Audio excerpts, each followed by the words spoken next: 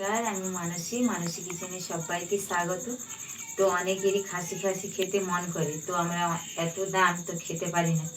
তো আজকে সেই জন্যই দেখাবো একদমই সহজ পদ্ধতিতে কম খরচাতে খাসির টেস্ট পাওয়া যায়। দেখুন, এখানে আমি চর্বি নিয়েছি খাসি।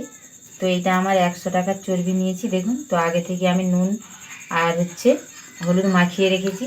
তো আজকে কিভাবে বানিয়ে কত সুন্দরভাবে হয়, তো আমি আজকে সেটুকুই শেয়ার করব। তো এদিকে আমি গ্যাস ধরিয়ে নিই। তো কড়াই বসিয়ে দিয়েছি, তো গ্যাসটাকে একটু কমিয়ে নিচ্ছি। তো দিয়ে দেবো সরিষার তেল। সরিষার তেল খুব ভালো করে গরম করে নেব। আর ডুমো ডুমো করে সাইজের আলু কেটে নিয়েছি, ধুয়ে পরিষ্কার করে নিয়েছি, গরম তেলের মধ্যে দিয়ে দেবো। তো আজকে যেভাবে রান্না করবে এটা কিন্তু খেতে অসম্ভব সুন্দর লাগে। তো এবারে এতে দিয়ে দেবো পরিমাণ মতো লবণ, আর একটু দিয়ে দেবো হলুদের গুঁড়ো। তো একদম ভালো করে লাল লাল করে ভেজে নেবো। এতেই যেমন 80% সেদ্ধ হয়ে যাবে। আলুগুলোকে একদমই লাল লাল করে ভেজে নিয়েছি, এবার তুলে নেব।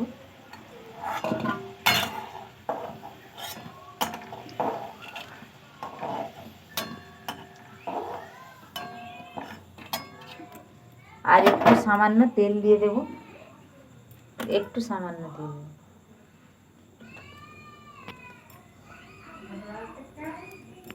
এবারে ফোড়নে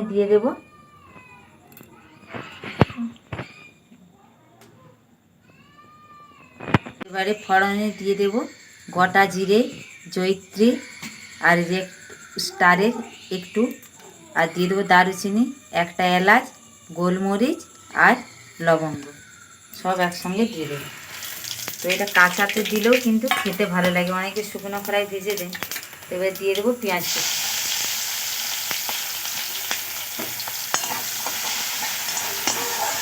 পেঁয়াজগুলোকে খুব ভালো করে ভেজে নিই।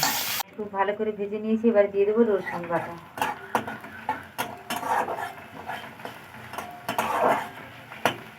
এইগুলোকে সব ভালো করে ভেজে নিয়েছি, এবারে দিয়ে দেবো টমেটোর কুচি। টমেটোগুলো যাতে ভালো করে গলে যায়, দিয়ে দেবো লবণ। তো আলু ভাজার সময় দিয়েছিলাম, তো দেখে শুনে চেক করে দিতে হবে। তো আবারও এইগুলোকে টমেটোগুলোকে একদমই গলিয়ে নেব। টমেটোগুলো খুব ভালো করে গলে গেছে, আর পেঁয়াজ রসুনও কিন্তু ভাজা হয়ে গেছে। তো এবার এখানে মশলা একে একে করে অ্যাড করে দেব। দিয়ে দেবো হলুদের গুঁড়ো,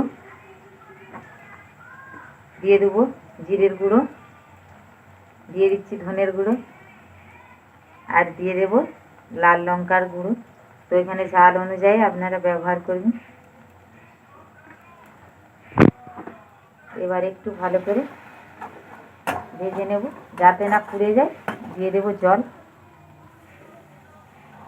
তো আমি ভাজার সময় কিন্তু এখানে আদা ব্যবহার করিনি, ঠিক এই সময় আদাটি ব্যবহার করতে হবে, তাহলে এতে করে দারুণ একটা টেস্ট আসবে।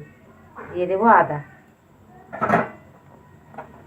এবারে তেল ছেড়ে যাওয়া পর্যন্ত ভালো করে মশলাটাকে কষিয়ে নেব। একদমই মশলা থেকে তেল ছেড়ে গেছে, একদম ভালো করে কষিয়ে নিয়েছি। এবারে দিয়ে দেবো ভেজে রাখা আলু।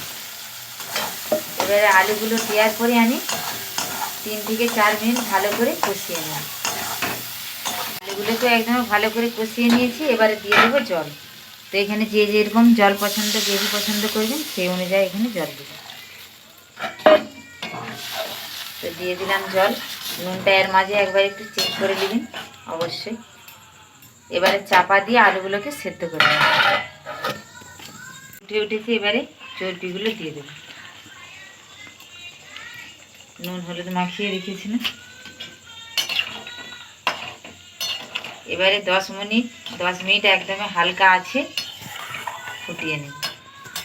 বলতে ভুলে গিয়েছিলাম, এই যে জায়ফল নিয়েছি, একটু কুড়িয়ে দিয়ে দেব।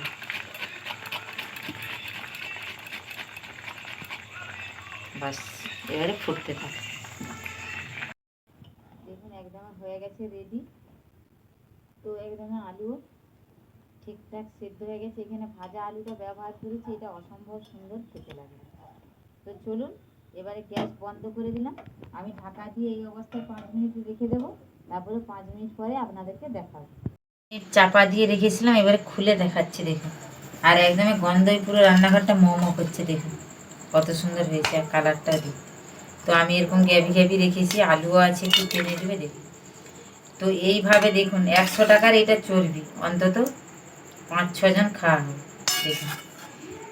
তো 800 টাকা করে কেজি, 500 দাম, 400 টাকা। তো 2-4 জনেরও 2 পিস করেও হবে না, এত ভারী। তো এইভাবে খাসি খেতে মন গেলে চর্বি দিয়ে এসে এইভাবে বানিয়ে খেয়ে দেখবেন, খেতে অসম্ভব সুন্দর লাগবে। আর আমার ছেলে এদিকে দুষ্টুগিরি করছে। তো যাই হোক, আমার এই মটন চর্বির রেসিপিটা কেমন লাগলো অবশ্যই কমেন্টের মাধ্যমে জানাবেন। ভালো লাগলে লাইক শেয়ার করবেন। আপনারা ভালো থাকবেন, সুস্থ থাকবেন, সাবধানে থাকবেন। আবার দেখা হচ্ছে অন্য কোনো রেসিপি।